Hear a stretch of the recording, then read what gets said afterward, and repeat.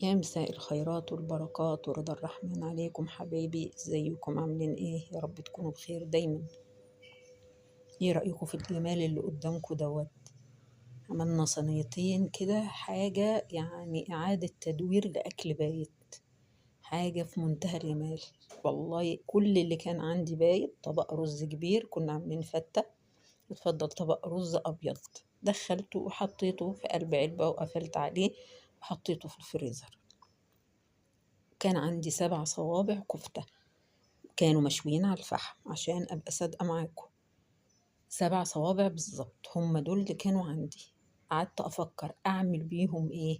طلع الجمال ده كله معايا من الكوباية طبق الرز و7 صوابع كفتة، وحطيت عليهم 5 حبايات بطاطس. تعالوا بقى نشوف احنا عملنا الجمال ده كله ازاي. بس ايه رأيكم في منظر الأكل؟ والله يفتح النفس، حاجة في منتهى الجمال، طلعت شيك جدا في المنظر، في الطعم خرافة. محدش كان مصدق أبدا إن ده طبق رز فايض، وهتشوفوه معايا وأنا بحطه. ودول 5 حبايات بطاطس عملناهم كل اللي احنا اشتريناه من بره عليهم، بس اشتريت نص كيلو لبن بالظبط. هو ده اللي أنا اشتريته من بره بكل أمانة وصدق عشان أعمل صوص أبيض. بس انا معايا ال5 حبايات بطاطس اهم، دول محطوطين عندي في الشياله، انا سلقتهم بس ما خليتهمش يتسلقوا سليق كامل قوي، يعني لا، يتهرسوا معايا وكل حاجه، بس ما يبقوش ايه يعني بايشين قوي. انا طبعا طلعتهم سخنين، بحب اقشرهم هم سخنين عشان ايه يتقشروا معايا بسرعه، بس مش قادره المسهم. ادي 7 صوابع كفته اهم، عدهم معايا اهم 7. وادي نص كيلو اللبن اهو، حطيت عليه معلقتين دقيق، وهحط عليه معلقة زبدة وملح وفلفل وبس على كده، وكوباية شوربة. ما حطيتش حاجة أكتر من كده. هما دول اللي أنا حطيته على اللبن.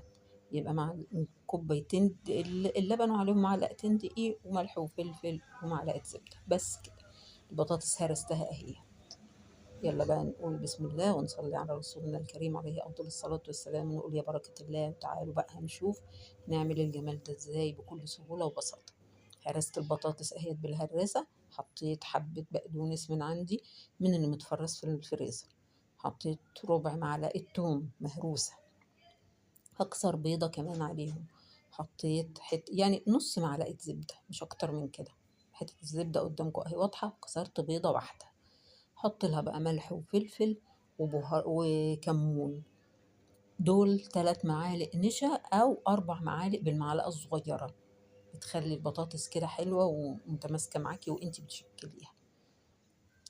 وادي التوابل اللي انا قلت لكم عليها، ملح وفلفل وايه وحبة كمون، مفيش اكتر من كده. وادي الكفتة بتاعتي اهي، قطعتها بالسكينة صغنن صغنن خالص، ولا شوحتها ولا عملت فيها اي حاجة خالص، زي ما هي اهي. جبت بقى طبق كده وحطيت في قلبي كيس من اكياس التلاجة، وبدأت أبطط فيه البطاطس بتاعتي، وأحط الكفتة في الوسط، وأغطيها بمعلقتين كده بطاطس، وأعملها زي إيه كورة بطاطس كده محشية، بس بالإيه بالطبق، برسمة الطبق يعني، عشان تبقى سهلة معايا. بتطلع بالكيس بتبقى أسهل وأسرع معايا. حطها في الصينية. طلعوا معايا بسم الله ما شاء الله عليهم 5 وحدات، منهم 2 كبار و3 وسط، واحدة صغنونة خالص. خدت من الصوص الأبيض بتاعي اللي أنا عملته أهو، بدأت أحط فوق البطاطس، وهدخلها بقى دلوقتي تحت الشواية، بس تحت خالص، مش هحطها تحت الشواية مباشرة، لا تحت خالص على الصاجة. ليه؟ عشان البشاميل يصفر شوية أو الصوص الأبيض ده يصفر، وبرضو البطاطس تعست. أدي طبق الرز اهو قدامكم، هو ده اللي عندي. بصوا هنا بقى الصوص بتاعي اصفر ليه بقى؟ انتوا دلوقتي كنتوا شايفينه أبيض.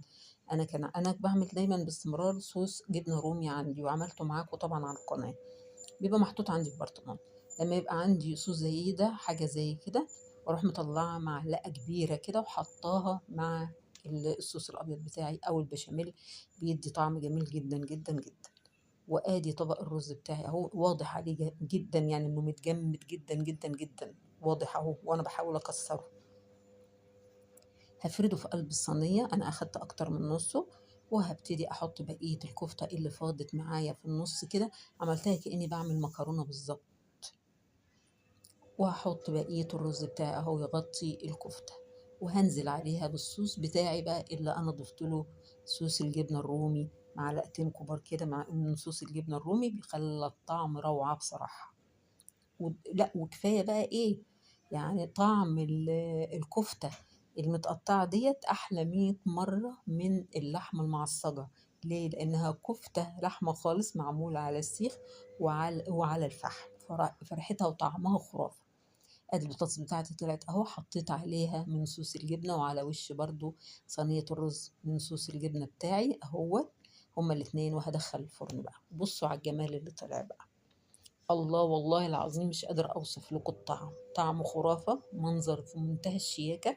محدش كان مصدق إن دي إعادة تدوير لحاجة بايتة في البيت خالص. ولادي ما صدقوش إن ده طبق الرز عمل الصينية ديت، ولا دول 5 حبايات البطاطس.